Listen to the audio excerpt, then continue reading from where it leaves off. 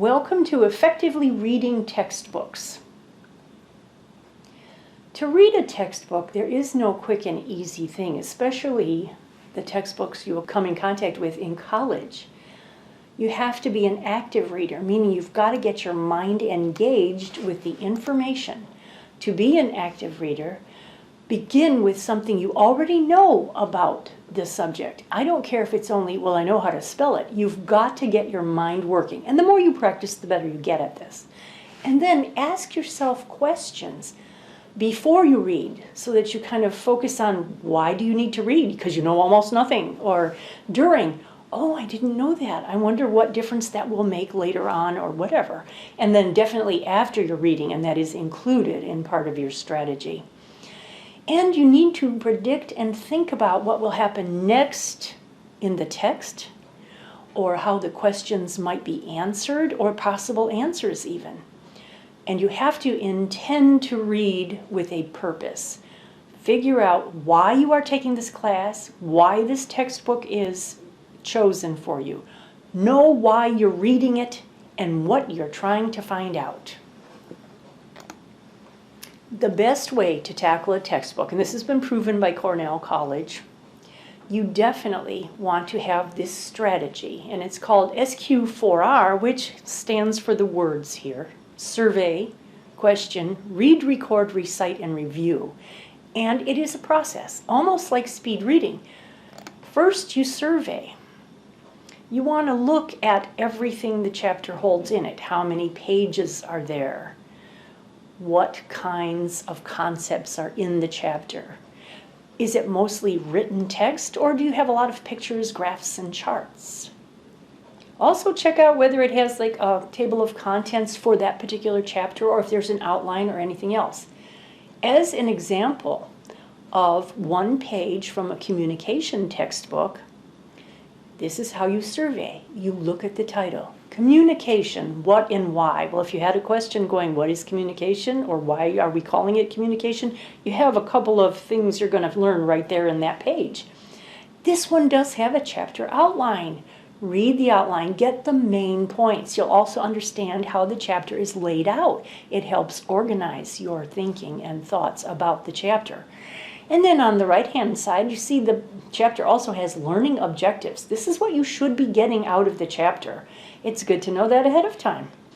When you turn a few more pages in that chapter, you'll see further headers and subheaders. They're also like mini titles, and it's going to group the chunks of information as a cohesive unit. And the graphic, it will help you remember what that section of textbook is about.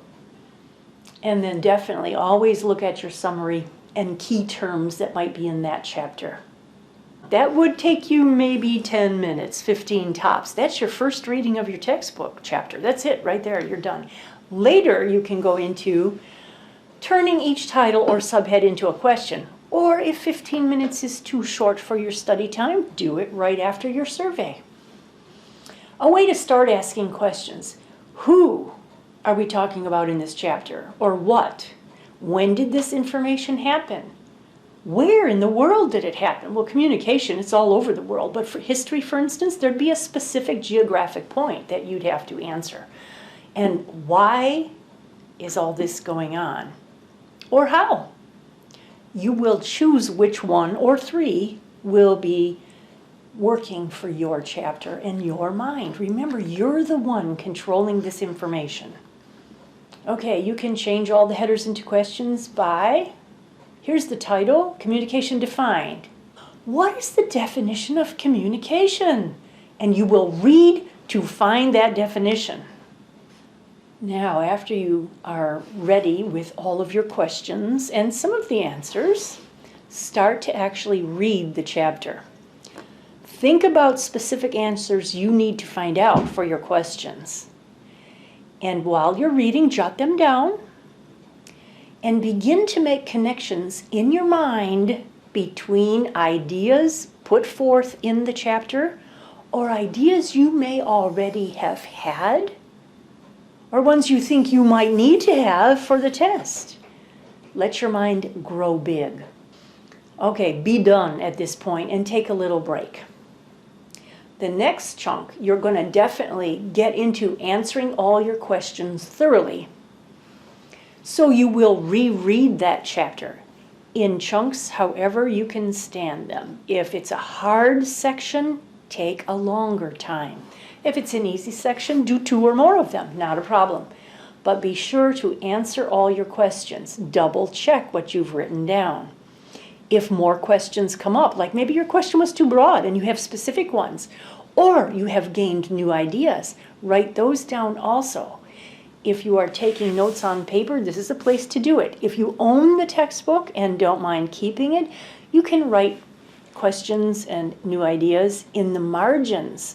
Some people like to highlight once they have the answers. Sometimes underlining works, or any other note-taking strategy you're familiar with. And then you'll want to record by recalling everything. This is where real note-taking comes into play. It's actually the recall portion. You've read it at least twice, and you're going to recall from those gross notes, and that just means big and loose ones, the questions you had, the answers in your own words, not right out of the text, main ideas of the chapter, any connections you have made that are new to you, and conclusions your own brain can come up with. It's the thinking that gives you the education. At this point, you may start to review. You will not be looking at your textbook unless you find some kind of an error in your notes, but you're just looking at that final note that we recalled. All of those things remind you of all the information, but they are very succinct and short. You'll just look at the questions. You'll look at the answers you wrote in your own words. You'll remember your associations and original ideas that you get. You might remember some of the graphic interpretations, like the charts or the cartoons, and add in practical applications, things that might work in the real world, your future career, however you can apply it that will make it stick with you. Be your own learning. And of course, essay answers, if they were at the end of the chapter, or if you think it will be an essay test, or things you just might like to write down as you're thinking.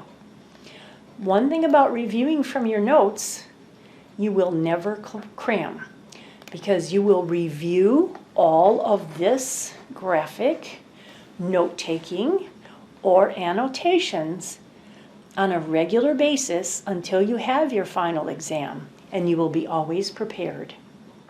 Now, how much do you need to review? Here's just a plan.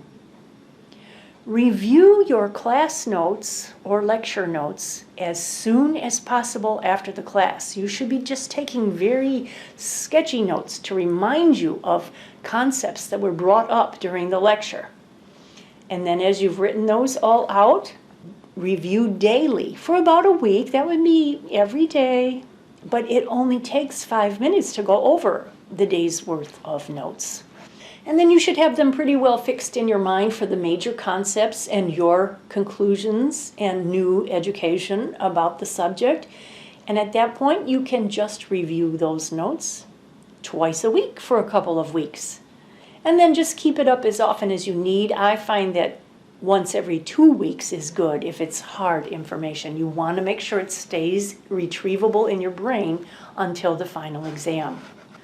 So thank you for watching this video. If you are confused or you need more information, please stop into the Writing, Reading, and Speech Assistance area at the College of DuPage anytime, and we can give you one-on-one, face-to-face clarification or repetition for tackling your textbooks.